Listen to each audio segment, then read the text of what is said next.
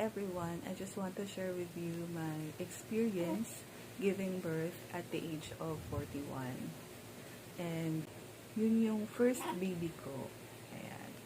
So, hindi pa ako nanganak ever. First time kong manganak at the age of 41. So, nung una, madali. Ayan. Happy na nalaman mo na buntis ka. Ayan. Tapos, nakakapunta pa ako. Kasi from Manila kami, and then nakakapunta pa kami Tagaytay, ganyan. Normal na pag kilos. Yan. Kaya lang, nung may time kasi na naglinis ako sa kusina namin, sa CR namin, ganyan. Tapos biglang kinabukasan, sobrang sumakit yung yung puson ko, as in, alam niyo yung parang dysmenorrhea, na sobrang sakit, tapos hindi ka makakilos ng maayos. Pero nakapag-church pa ako noon Sunday, and then kinabukasan noon, nag-spotting na ako, konting dugo lang naman.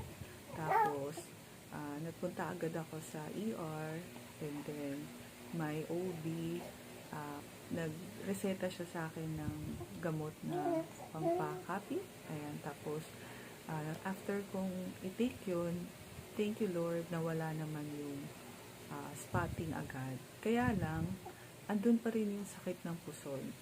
So, the following day, kinumusta ako ng OB ko. Sabi ko sa kanya, wala na po yung dugo, pero sobrang sakit pa rin po ng puson ko. So she advised me to go to the hospital again and see her. Ayan, and then, nung time na yun, chinek niya kung nag-early labor na ba, kasi sobrang naninigas din yung tiyan ko eh. Ayan, tapos 3 months pa lang ang aking baby sa loob ng tiyan that time. Tapos instead na oral, inject na lang niya yung gamot na pangkakapit ng bata. Tapos pinastop niya sa akin yung oral meds, tapos injection na lang yung ginawa. Siguro weekly, tapos naging twice a week, and then once a month, ganyan, parang ganun. Sa awa naman ng Diyos, nakaraos. Ayan, na-stop din naman yung pagbibigay niya ng injection. Ayan. Tapos, pinag-bed rest ako. So, for 3 months akong bed rest. As in, ang hirap lumakad. Yung feeling na parang may malalaglag na something sa puson mo. From your puson. Ayan. Tapos, masakit siya kapag naglakad ka ng husto. Tapos, yung lakad ko, sobrang slow. Ayan. Very slow. Ayan.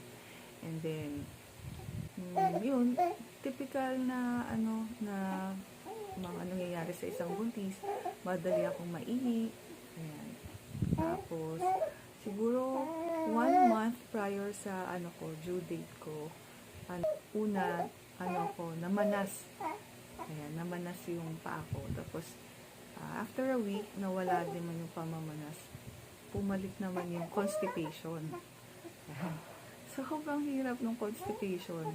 And then, after a week na naman is, nagkaroon ako ng mga allergies sa skin. So, lahat naman yun nire-report ko sa OB. And sabi naman ni OB, dahil nga daw talaga sa pagbubuntis, pati yung allergy. Mga kati-kati, alam nyo yung parang bungang araw na sobrang kati. Lalo na pag mainit. Ganyan. So, nireresetahan lang din niya ako ng gamot, tapos lotion dun sa allergy. And then dumating na yung kabuanan ko,